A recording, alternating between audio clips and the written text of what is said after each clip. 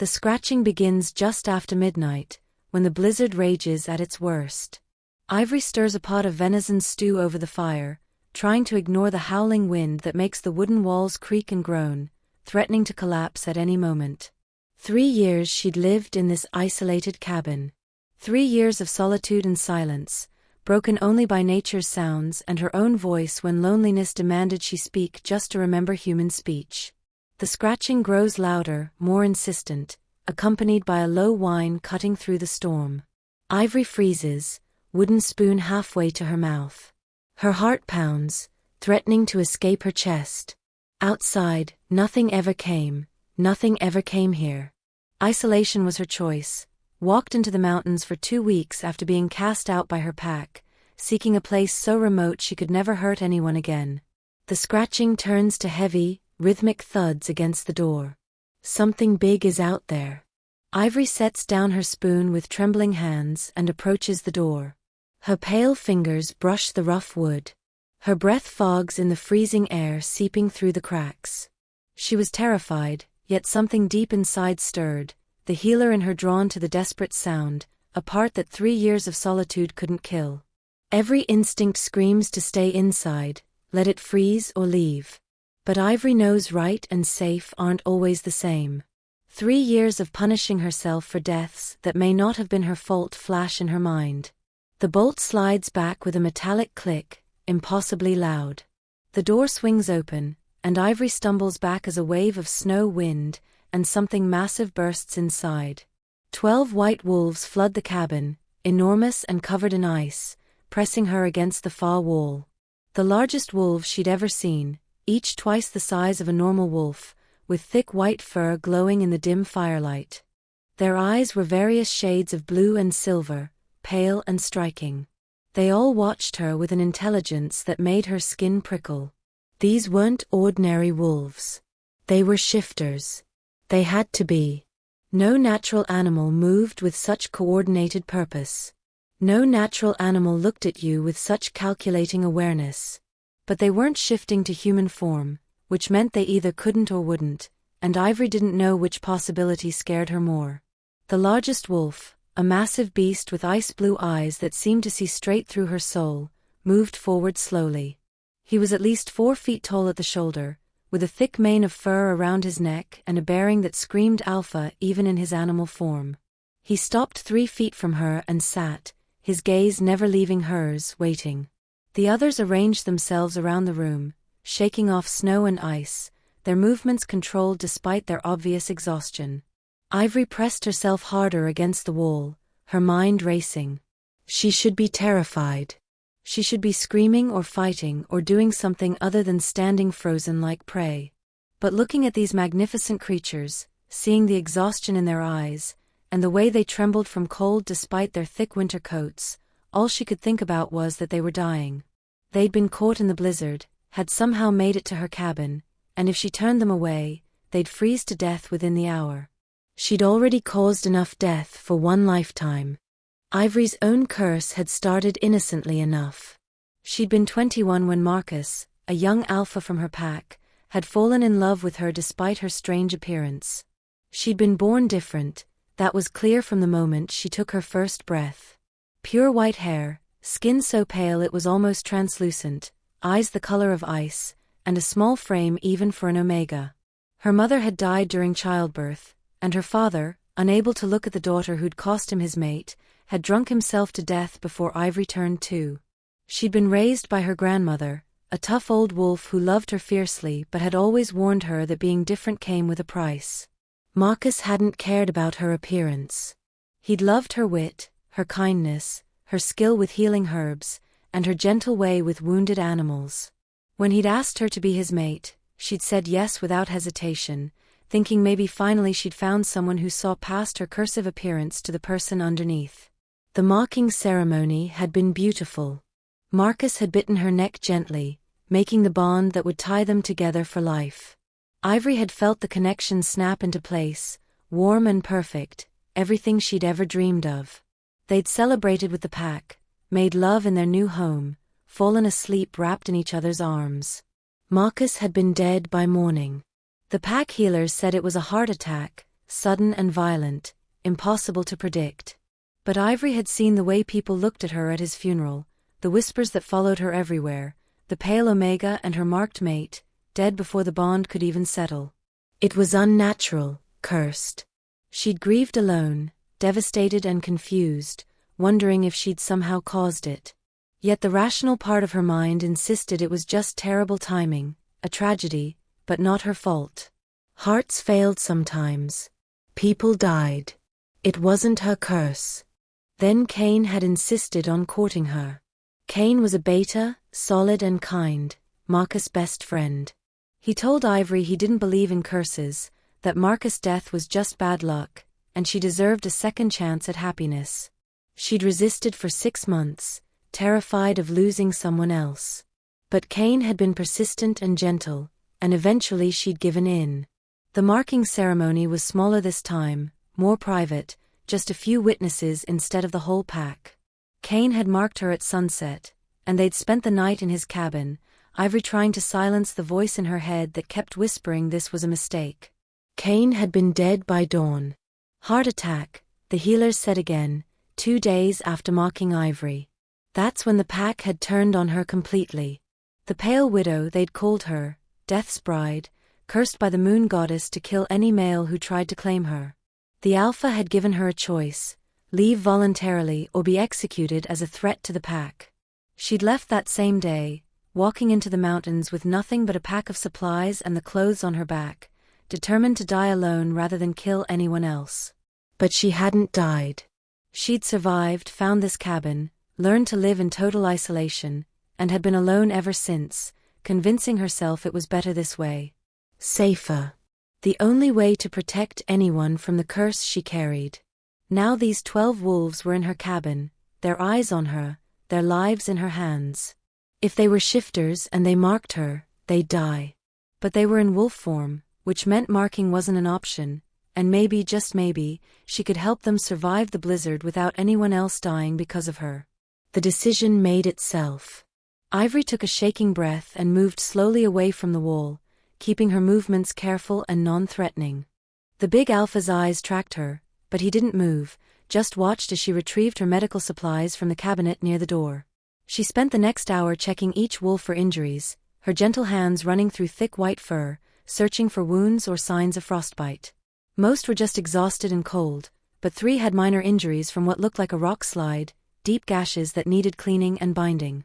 2 showed signs of severe hypothermia despite their thick coats, their breathing too shallow and their heartbeats too slow. The rest were simply pushed beyond their limits, muscles trembling with exhaustion. Ivory worked methodically, falling into the familiar rhythm of healing she'd learned from her grandmother. She cleaned wounds with warm water and her precious store of antiseptic herbs, applied salves to fight infection and speed recovery, and used strips of cloth to bind the worst gashes. She built up the fire until the cabin was almost uncomfortably warm, knowing the wolves needed heat to recover. She fed them her entire pot of stew and most of her dried meat, watching them eat with the efficiency of trained soldiers who'd learned to take sustenance whenever it was offered. Through it all, the big Alpha never left her side.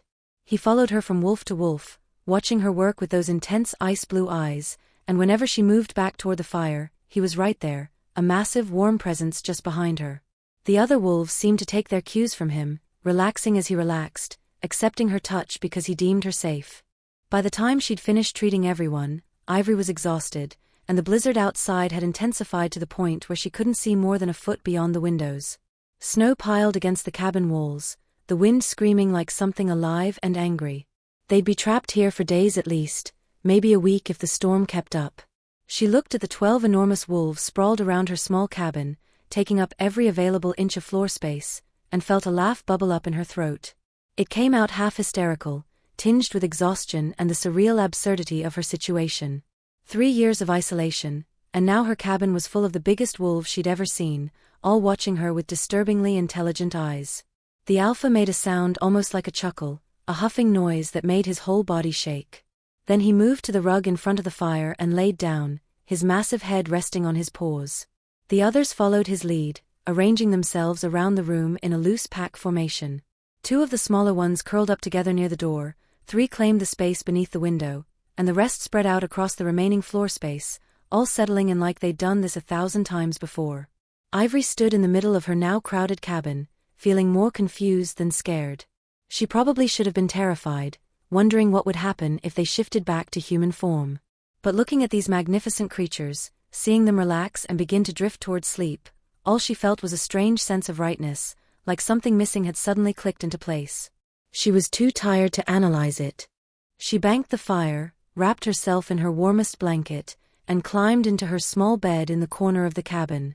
The big alpha immediately rose and padded over, settling himself on the floor right next to her bed, his massive body a warm barrier between her and the rest of the pack.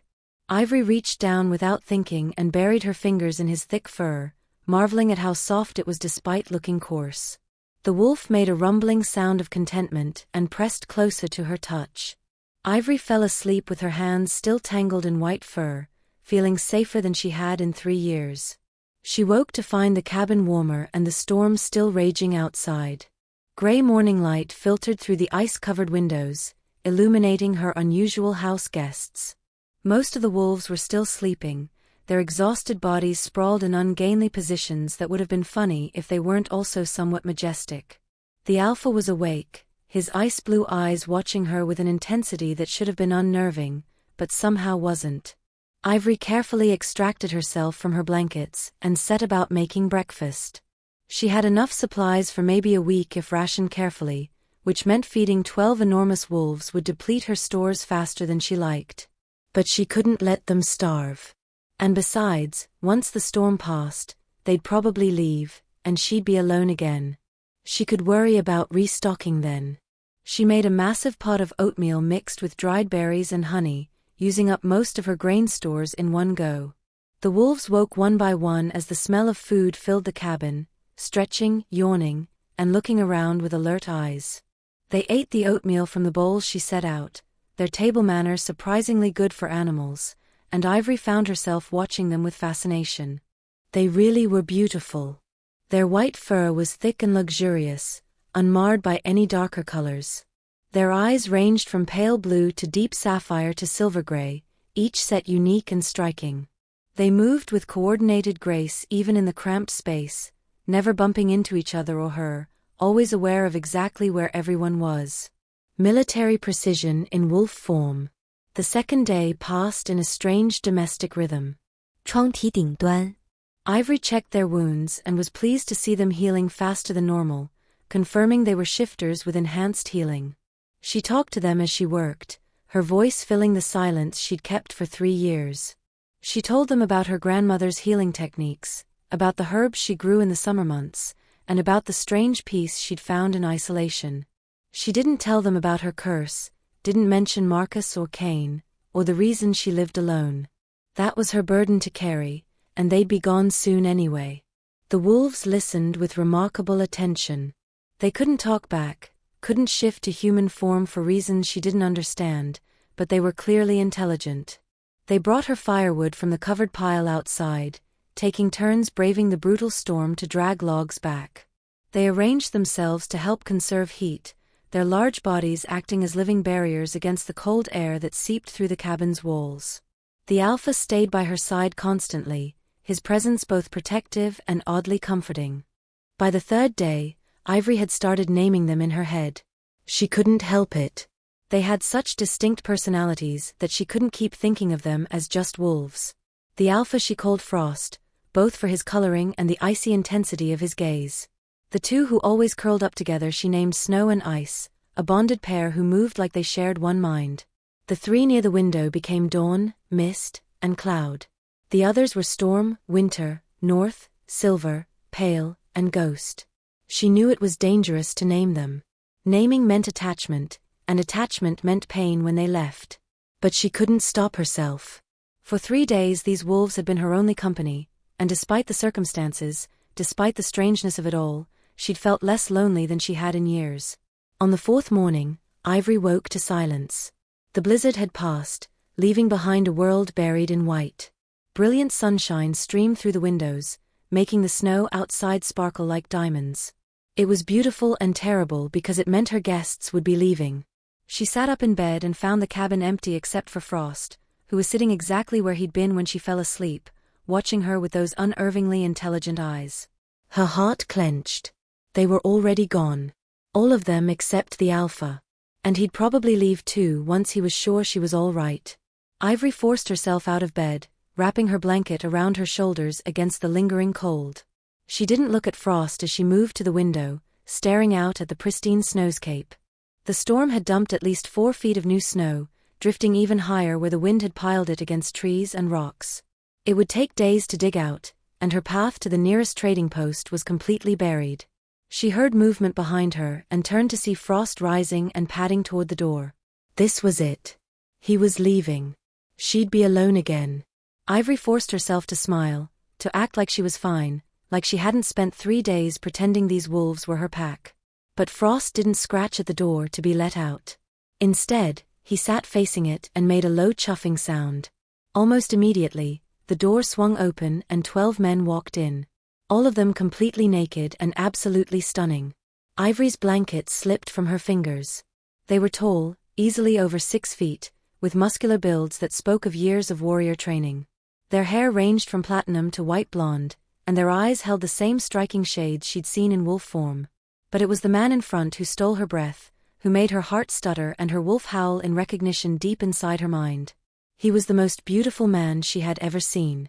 Platinum blonde hair fell in thick waves to his shoulders. His face was all sharp angles and clean lines, with a jaw that looked carved from stone and lips that were both severe and soft. His body was pure strength, broad shoulders, a narrow waist, long legs. And his eyes, those ice-blue eyes, were locked on her with an intensity that made her knees threaten to give way. He was also the alpha she'd been calling Frost, now in human form, kneeling naked in her doorway. The man spoke, his voice deep and rich, touched with an accent she couldn't place. My name is Kristoff, Alpha King of the Northern Crown Pack.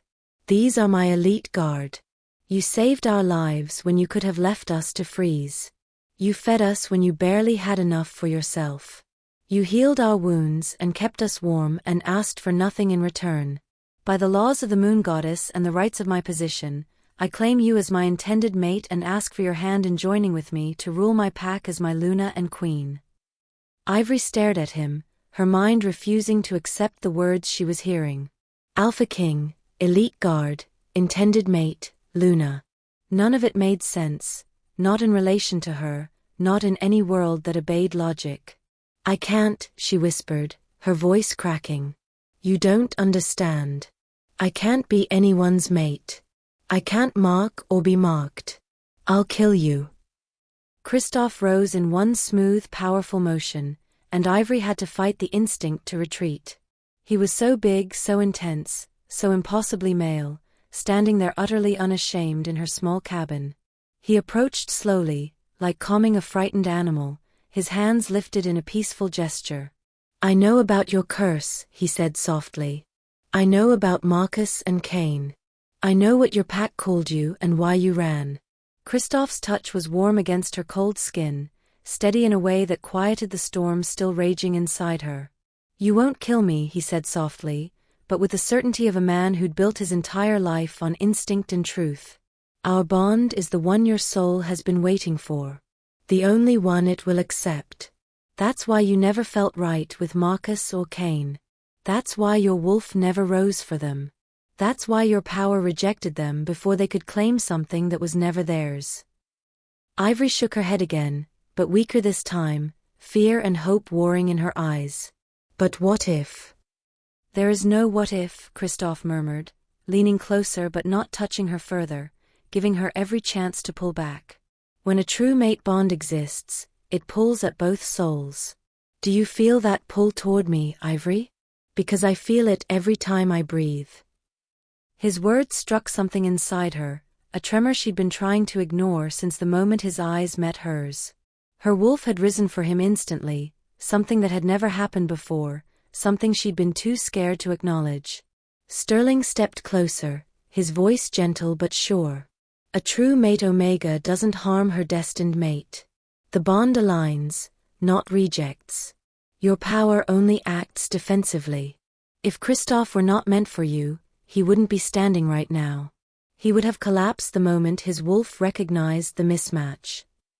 Ivory swallowed hard, staring at her trembling hands in Kristoff's.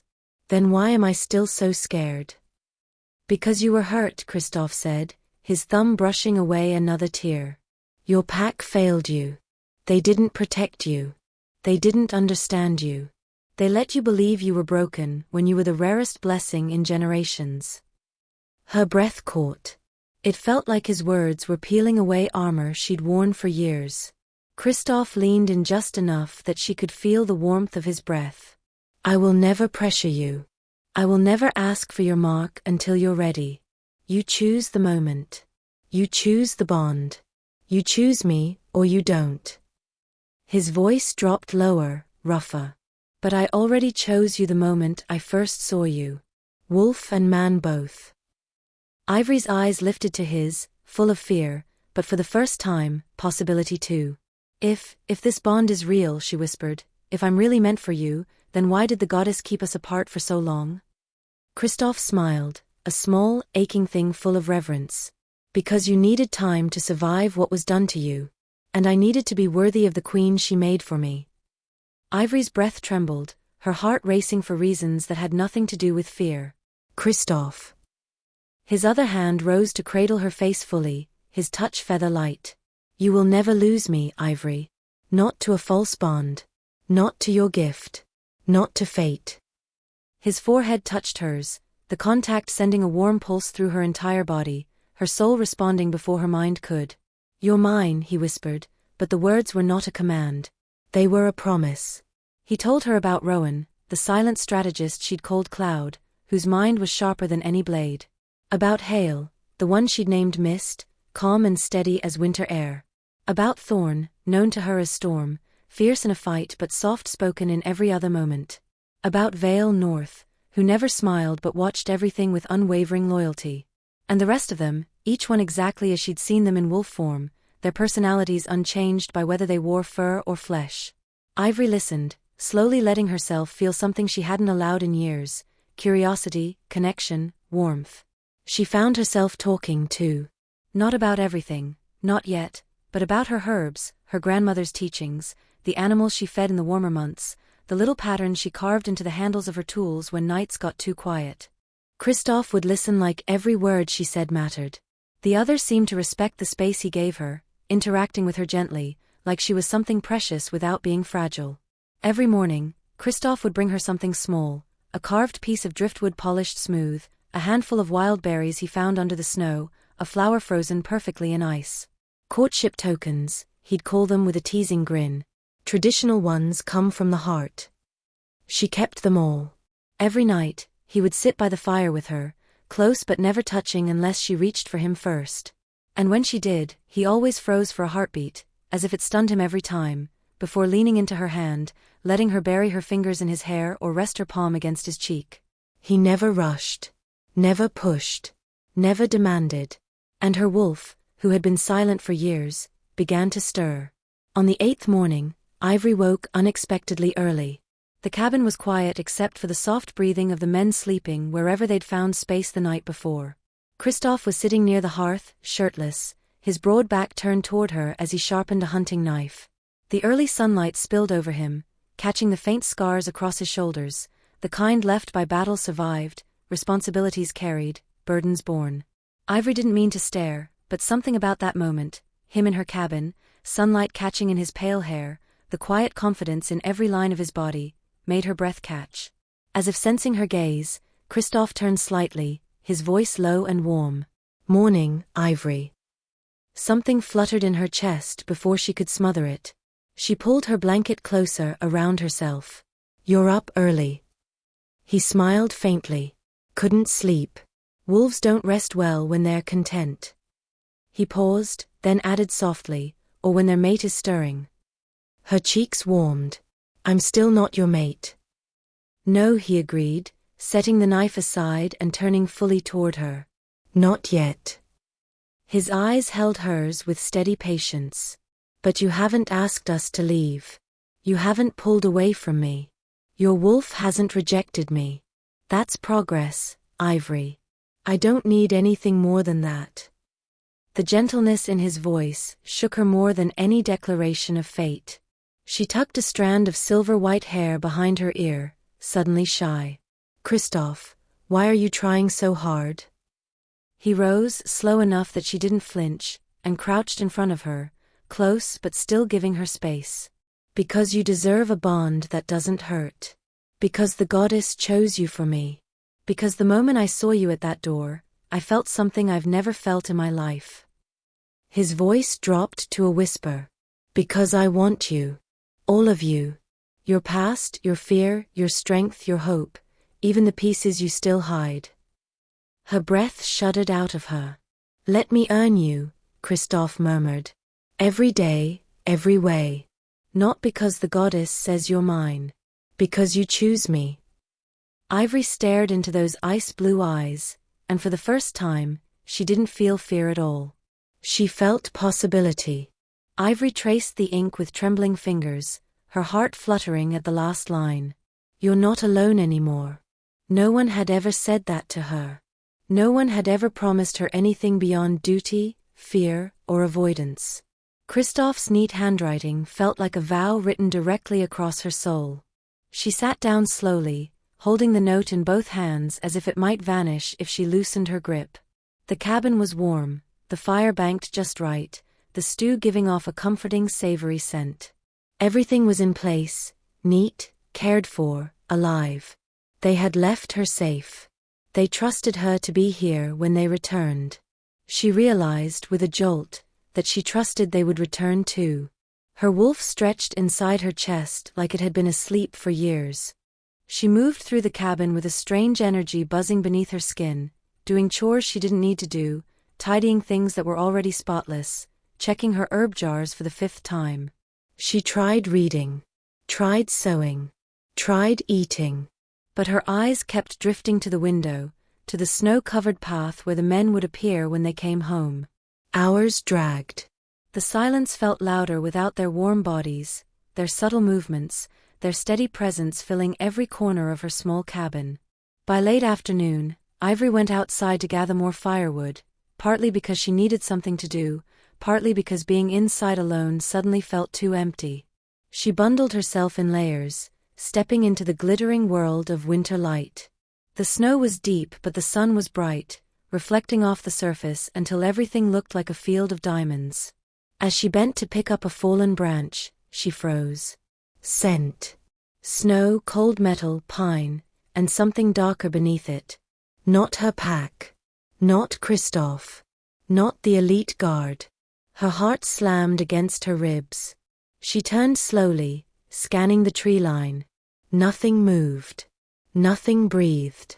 But the air was wrong heavy, like a storm waiting to break. The hair on the back of her neck lifted. Ivory straightened and backed toward the cabin, every instinct screaming at her to run, to hide, to call for her wolves, her pack, but her voice stuck in her throat. A twig snapped. Then another. Then a low growl rolled across the clearing. Ivory's blood turned to ice. A wolf stepped out from between the trees. Then a second. Then 5 more. They weren't white.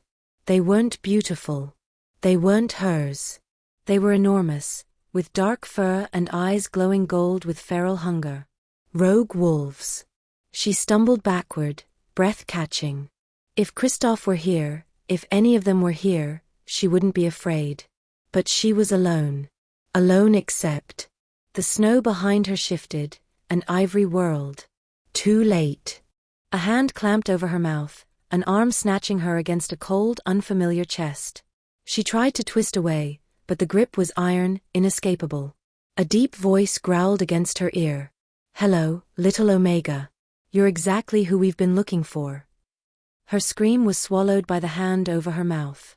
Her wolf surged, desperate and terrified, but her body froze under the crushing grip. The rogues closed in, forming a circle. And all Ivory could think, as the world tilted sickeningly around her, was one horrifying truth. Kristoff had been right. She wasn't cursed. She was wanted, hunted, and whoever these wolves were, they hadn't come to claim her. They'd come to take her. 窗体顶端，窗体底端。 Ivory held the note to her chest, tears slipping down her cheeks as emotions swelled inside her. She wasn't alone anymore. For the first time in 3 long years, the weight of isolation had lifted. When they returned at sunset just like they promised, their arms full of supplies and their faces bright with excitement, she felt her heart ease in a way she hadn't thought possible. Christophe swept her off her feet and spun her in a warm circle, his laughter brushing her ear. He asked if she'd missed them, and Ivory tried to play it cool, but the truth trembled in her voice. She had missed them more than she expected. The cabin had felt hollow without their presence. That night, Christophe gently asked if he could sleep beside her instead of curling up on the floor in wolf form.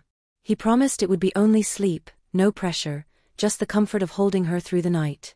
Ivory knew letting him in like that was risky, but she was tired of letting fear steal every chance at happiness. She told him yes, and the smile he gave her could have lit the darkness around them. He climbed into her small bed, drawing her close, his arms wrapping around her like she was something cherished. His scent wrapped around her, pine, frost, and something that was only Christophe. His hand stroked her pale hair with a tenderness that made her chest ache.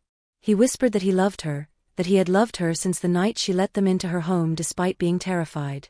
He loved the way she healed them, the way she sang softly while tending their wounds, the strength she carried even when she felt fragile. He vowed to spend his life proving himself worthy of her. Ivory wanted to say those words back, wanted to give him the truth blooming quietly inside her chest, but years of fear held the words hostage. She simply pressed closer, hoping the way she clung to him would speak for her. The days shifted into weeks. The elite guard took turns staying at the cabin while others returned to their camp, but Christophe never left her side. He helped with chores, explained pack traditions, learned her routines, and moved through her life as though he'd always been part of it. Their rhythm was natural, steady, comforting. Her gift, always strong but unpredictable, responded to Christophe's presence, sharpening and expanding in ways she had never experienced. She could sense injuries before she saw them, feel when a pack member needed help, understand what would ease their pain without being told. She knew exactly when River twisted his ankle during training and had him sit before he could make it worse. When Sterling developed a headache from hours of reading, she brewed the perfect tea for him without him uttering a single complaint. Christophe watched her carefully one evening as the fire crackled between them, noting the way she moved, the way her awareness sharpened. He told her her gift was growing, that she was becoming the person she had always been meant to be. Ivory stared at her pale hands, turning them slowly in the warm glow.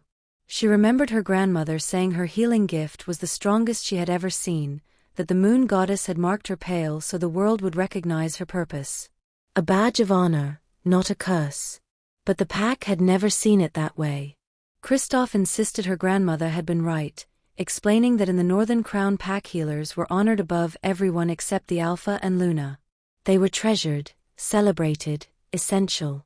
Hearing that loosened something deep in Ivory's heart, something tightly knotted for years. She hesitated before asking if he truly wanted her as his Luna, knowing she looked different, knowing she might never resemble a typical Omega. Christophe turned to her and held her face gently, his eyes burning with certainty. He told her she was the most beautiful woman he had ever seen, comparing her hair to moonlight, her skin to fresh snow, her eyes to glacial ice. He said anyone who thought otherwise was blind and foolish.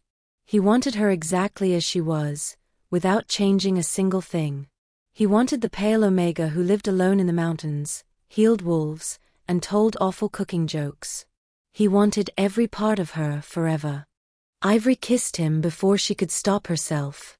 She had wanted to for weeks, and his words broke through the last barrier she'd built around her heart. She kissed him with the weight of 3 years of loneliness, 3 years of feeling cursed and unwanted.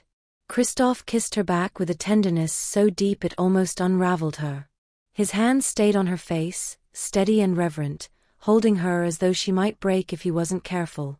He never pressed for more, never tried to take the kiss beyond what she offered. He simply kissed her like she mattered, like she was his entire world. When they finally pulled apart, breath mingling, Christophe leaned his forehead against hers.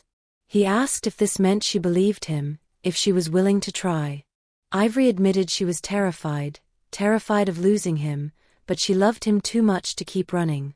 She said she would try, that she would go to his pack and see if they could make it work. Christophe told her it would work, certain and unshakable, because she belonged to him and he belonged to her, and the moon goddess did not make mistakes. 3 days later, they prepared to leave for the Northern Crown Pack. Ivory packed her most precious belongings, her grandmother's healing journals, her medicine supplies, and a few carefully chosen pieces of clothing. Kristoff assured her they would send a team to collect the rest of her belongings and maintain her cabin for as long as she wished, a safe place she could always return to. But Ivory already knew she wouldn't go back. Whatever the future held, she could no longer imagine returning to solitude after finally knowing what it felt like to belong. The taste of connection had changed her forever. The journey took 5 days through narrow mountain passes and dense forest. The elite guard shifted into their wolf forms to carry the bulk of the supplies, their white coats bright against the dark evergreens. Kristoff remained in human form, walking beside Ivory and pointing out old landmarks, sharing stories from his childhood, explaining pieces of pack history with an ease that made her feel included. He held her hand almost the entire time, his warmth grounding her whenever nerves stirred. The Northern Crown Pack's territory was breathtaking. Their valley sat cradled between towering, snow-tipped peaks. A massive lodge of timber and stone rose at its center, majestic and sturdy as though it had grown naturally from the mountain's spine. Smaller cabins were scattered across the valley floor with thin trails of smoke curling from their chimneys. Wolves, both human and shifted, moved about the settlement, all of them pausing to stare as their alpha king returned with an unfamiliar woman on his arm. Ivory's hand tightened around Kristoff's arm as they stepped into the main lodge. Hundreds of eyes tracked her, curious, assessing, some wide with shock at the sight of her pale coloring. Whispers rippled through the crowd. She felt the urge to flee rising in her chest. She wanted to disappear before anyone saw too clearly how strange she looked. But Kristoff pulled her firmly against his side, one arm wrapped protectively around her waist. He raised his voice, steady and commanding, echoing through the hall. He introduced her as Ivory, the pale Omega foretold in prophecy, the woman who had saved him and his elite guard in the blizzard, the one chosen by the moon goddess to be his Luna and their queen. He warned the pack that disrespect toward her was disrespect toward him and that harm toward her would be treated as a death sentence. He declared her under his protection and claim, and insisted she receive the honor of her position. A heavy silence followed his announcement, thick as winter fog. Then an older woman with silver hair stepped forward, her face lined but gentle. She said it was about time he found her, that Kristoff's mother had spoken of the pale Omega 2 decades earlier, predicting she would either strengthen the pack or destroy it. She said she saw the making of the prophecy in Ivory's eyes and welcomed her home as though she had always belonged. The woman's acceptance seemed to thaw the room. Pack members began approaching, offering introductions, greetings, and tentative smiles. Not all of them were immediately warm, and Ivory could still sense doubt in some gazes, but no one showed direct hostility. They were willing to judge her by her actions, at least. Kristoff led her away through a back corridor toward his private chambers within the lodge. The rooms were spacious and warm, with huge windows overlooking the valley and a massive bed layered with soft furs. Kristoff told her the space belonged to her as well now, and that if she preferred separate rooms he would arrange one immediately. If she wanted to share with him, he would be honored, whatever made her feel safe and comfortable. Ivory chose to share. She had grown accustomed to sleeping beside him, and the idea of being alone in an unfamiliar room unsettled her. The next weeks were a whirlwind of adjustment. Ivory had to learn the pack's hierarchy, customs, and political structure. She had to meet hundreds of wolves, committing their names and faces to memory. She had to grow used to the constant attention, the curious stares, the rumors quietly whispered whenever she passed. It was draining, overwhelming, and there were moments when she longed to flee back to her mountain cabin. But Kristoff walked beside her through every challenge. He introduced her to influential pack members, explained complicated traditions, helped her navigate unfamiliar social expectations. He defended her value whenever someone questioned it. He loved her openly and without hesitation, making it clear to the entire pack that she was cherished. Gradually, the pack began to warm to her. They watched her soothe children's injuries with her gentle touch. They saw her collaborate with Sterling to enhance their healing techniques. They observed how she treated everyone, whether high-ranking or not, with the same kindness. They saw the way Kristoff looked at her with fierce devotion, and how she returned that devotion with just as much depth. The elderly woman with silver hair, Sage, became Ivory's unofficial grandmother. She guided her through pack history and traditions, sharing stories of the Northern Crown and teaching her how to carry herself as future Luna. She told Ivory about Kristoff's mother and the prophecy that had shaped the pack for decades. She explained how Kristoff's mother had foreseen a pale Omega who would save her son and mend the wounds leadership had carved into him. She had known he would wait years to find Ivory, but also knew the wait would be worth it. Ivory blinked back tears as they worked in the healing lodge, wishing she could thank the woman who had seen her before she was even born. Sage assured her that the moon goddess had already carried Ivory's devotion to the woman's spirit, and that Kristoff's mother was grateful her son had found someone who loved him for himself, not his title. After 3 months in the Northern Crown Pack, Ivory finally felt rooted. She had friendships, responsibilities, and a purpose far bigger than mere survival. She ran the healing lodge alongside Sterling, training younger healers and managing the medicine stores with practiced confidence. She worked beside Kristoff on matters involving Omegas and often helped mediate disputes. She was becoming a true Luna even without being officially marked. But despite everything, the fear still lived inside her.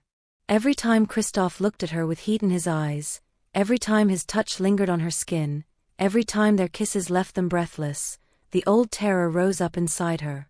What if she was wrong? What if he wasn't really her true mate? What if she marked him and he died like the others had? Kristoff never pressured her.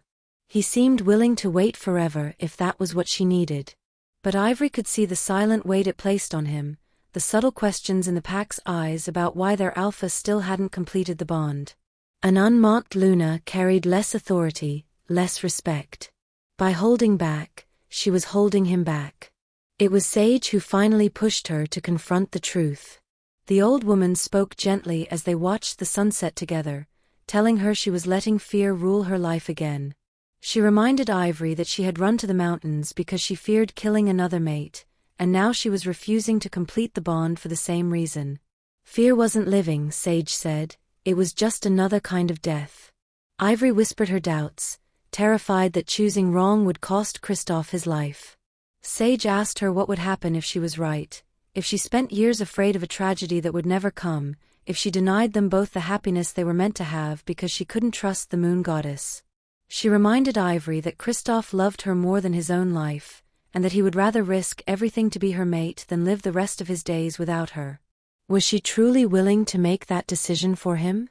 Ivory thought about Sage's words for 3 days. She watched Kristoff lead with strength, fairness, and compassion. She saw how deeply he cared for every member of his pack. She felt the steady, unwavering love he showed her every day. She remembered how he had waited weeks to kiss her, courting her with patience and tenderness. He was nothing like Marcus or Cain. They had been good men, but they had been wrong for her. They had loved her despite what they thought was a curse and had tried to push through it by force of will. Kristoff was different. He didn't believe she carried a curse at all. He saw her gift as something to honor. He believed the prophecy. He cherished her healing abilities because the pack needed them. He adored her pale features because they marked her as chosen, blessed, destined. He didn't fear her power, he respected it. And Ivory knew, deep in her bones and in the very center of her soul, that he was her true mate. The moon goddess had once guided 12 white wolves through a raging blizzard straight to her door, not only so she could save them, but so she could save him, and so they could save each other. When the full moon rose, Ivory stepped into Kristoff's chambers, wearing nothing except a silk robe. He looked up from the documents in his hands, and the moment his gaze landed on her, heat flooded his eyes. "Ivory," he whispered, setting the pages aside and rising slowly.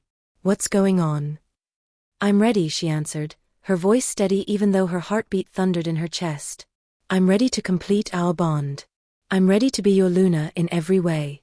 I'm ready to stop running from fear and start living." Kristoff crossed the room in 3 powerful strides, gathering her against him and kissing her with all the passion he'd kept restrained for so long. His fingers trembled as he loosened her robe, his touch equal parts reverent and hungry. "Are you absolutely certain?" he murmured. "We can wait if you need more time." "I'm certain," Ivory said with unwavering conviction. "I love you, Kristoff. I want to be yours completely. I want the world to know I'm your mate, your Luna, your queen. I want the bond that ties our souls together forever. I'm done being afraid." They came together slowly, deeply, with a gentleness that brought tears to Ivory's eyes. Kristoff cherished every curve of her pale skin, whispering how breathtaking she was, how perfect, how cherished. And when he finally joined with her, it felt like returning home, like discovering the missing piece of herself, like two halves of one soul merging again after too long apart. When the moment came for him to mark her, Kristoff hesitated, his teeth brushing her skin as though offering her a final escape. But Ivory tilted her head, giving him better access, and whispered, "I trust you. I trust what we are. I trust the moon goddess. Mark me." His teeth sank gently into her neck, and Ivory felt the bond snap into place. It was nothing like what she had endured with Marcus or Cain, no force, no resistance, no pain. This wasn't a false link between unwilling hearts. This was two spirits recognizing one another, welcoming one another, completing a story written long before either of them had lived. It was warm and certain and right. And Kristoff did not die. Afterward they lay together, Ivory resting against his chest, listening to the solid, steady rhythm of his heartbeat. He was alive, strong, hers, and she was his. The curse, at last, had truly broken. "I told you," Kristoff murmured, his fingers slipping through her white hair. "The moon goddess doesn't make mistakes. You were always meant to be mine, and I was always meant to be yours. Nothing could change that. Not curses, not fear, not years apart. Our fate was decided long before we ever met." Ivory pressed a kiss over his heart, feeling its strength beneath her lips.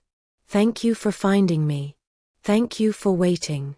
Thank you for loving me when I didn't know how to love myself." "Always," Kristoff vowed. "For the rest of our lives and everything beyond. You're mine, Ivory, my mate, my Luna, my queen, my entire world." Ivory stood in the middle of her now crowded cabin, confusion warring with calm. She should have been terrified, afraid of what would happen when the wolves shifted back to human form, but instead, a strange sense of rightness settled over her. 3 years of isolation had left her unused to companionship, yet watching these magnificent creatures relax, drifting towards sleep, she felt a missing piece of herself click into place. Exhausted, she banked the fire, wrapped herself in her warmest blanket, and climbed into her small bed in the corner. The alpha, Frost, rose immediately and settled at her side, a warm barrier between her and the rest of the pack. She reached down and buried her fingers in his thick fur, marveling at its softness. The wolf made a rumbling sound of contentment and pressed closer to her touch. Ivory fell asleep there, hands still tangled in white fur, feeling safer than she had in 3 years. Morning light filtered through the ice-crusted windows, illuminating her unusual house guests. Most still slept, sprawled in ungainly yet majestic positions. Frost was awake, his ice-blue eyes observing her with intensity that somehow felt comforting. Ivory began breakfast, rationing her supplies carefully while feeding the 12 enormous wolves. They ate efficiently, almost like soldiers, and she watched them with fascination, their white fur thick and unblemished, eyes ranging from pale blue to deep sapphire. Even in the cramped cabin, they moved with coordinated grace, never colliding with one another or her. Days passed in this new rhythm. Ivory checked their wounds and was pleased to see them healing rapidly, a confirmation of their shifter nature. She spoke to them, sharing her grandmother's healing techniques, her herbs, and the strange peace of isolation. The wolves listened attentively, bringing her firewood, braving the storm to drag logs back, arranging themselves to conserve heat. Frost never left her side, protective and comforting. By the 3rd day, she had begun naming them in her head. The alpha was Frost, the bonded pair Snow and Ice, 3 near the window Dawn, Mist, and Cloud. The others became Storm, Winter, North, Silver, Pale, and Ghost. Naming them was dangerous, attachment meant potential pain, but she could not stop herself. They were her only company, and through them, she felt less lonely than she had in years. On the 4th morning, the storm had passed, leaving 4 feet of snow outside. Her cabin was quiet and empty except for Frost, still watching her. Her heart clenched, expecting him to leave, but he did not scratch at the door. Instead, he sat facing it. Then the door swung open, revealing 12 men, naked and breathtaking, their eyes the same striking shades as their wolf forms. The man in front, the Alpha, stopped her breath. Platinum hair, ice blue eyes, and a body carved from muscle. Kristoff. My name is Kristoff, Alpha King of the Northern Crown Pack, he said, his voice deep and commanding. You saved our lives when you could have left us to freeze. You healed us and asked nothing in return. By the laws of the Moon Goddess, I claim you as my intended mate, my Luna, my queen. Ivory shook, disbelief and fear warring inside her. I can't, she whispered. I can't be anyone's mate. I'll kill you. Kristoff knelt, gentle. I know about your curse. I know what Marcus and Cain did. But you're not cursed, you're blessed. A true mate, Omega. Your soul rejects bonds that aren't meant to be. Marcus and Cain died because they weren't meant for you. Ivory's tears fell. That's not possible. Sterling, the head healer, stepped forward. True mate Omegas are rare. Most healers never see one. What you call a curse is actually protection, not death. Kristoff took her hands, warm and strong. I've been searching for you 2 years. My mother, a seer, told me I would recognize you by your appearance and gift. You'd save me when I was at my weakest. We weren't caught in the blizzard by accident. The Moon Goddess led us to you. Ivory's fear battled hope. What if you're wrong? Then don't mark me yet. Let me court you, he said, patient and unwavering. Weeks, months, years, I'll wait forever if necessary. They dressed the elite guard in her grandmother's old clothes, and the following week became a blend of domesticity and careful courtship. Kristoff courted her with patience, telling her about his life, the pack, and his elite guard. Ivory told him her own story, her parents' deaths, her grandmother's upbringing, Marcus and Cain, and her years of isolation. Kristoff listened without judgment, always ready when she needed to speak. The elite guard treated her like she was already Luna, calling her my lady, and listening to her counsel. Ivory fell in love, not romantically with them, but as pack, learning personalities and quirks. Yet it was Kristoff who owned her heart, piece by piece. Weeks passed, and Ivory felt a sense of belonging she'd never known. She ran the healing lodge with Sterling, trained young healers, and mediated pack disputes. Fear still lingered. What if mocking Kristoff caused him harm? But Sage, the wise elder, reminded her, fear is just another kind of death. What if you deny yourself happiness for something that will never happen? Ivory considered this, reflecting on Kristoff's patience, his love, his respect, and his unwavering certainty. She knew he was her true mate. The Moon Goddess had led 12 white wolves to her cabin to save them, and to save him. On the night of the full moon, she went to Kristoff in a silk robe. I'm ready, she said, steady despite her racing heart. I'm ready to complete the bond. Kristoff crossed the room, kissing her with all the passion he'd held back for months. His hands reverent, his touch desperate yet gentle. Are you sure? I'm sure, Ivory said firmly. I love you. I want the bond that ties our souls together forever. I trust you. His teeth sank into her neck, and the bond snapped into place, warm, right, perfect. This wasn't forced or painful. It was completion, recognition, destiny fulfilled. They lay together, Ivory's head on his chest, listening to his heartbeat. Alive. Safe. Hers, and she his. 3 days later, under a full moon, the Northern Crown Pack gathered to witness their bond publicly. Ivory wore white fur and silk, platinum hair adorned with winter flowers. Kristoff mocked her in front of witnesses, completing the ceremony. The pack howled in celebration, a song of joy echoing through the valley and mountains. Years later, Ivory would tell young Omegas her story. 3 years alone in a mountain cabin, 12 white wolves scratching at her door, the Alpha who saw her blessing instead of her curse. Sometimes the right person comes when you've given up, when you think you're meant to be alone, she'd say. The moon goddess shows you were never cursed, you were just waiting for someone brave enough to see your blessing.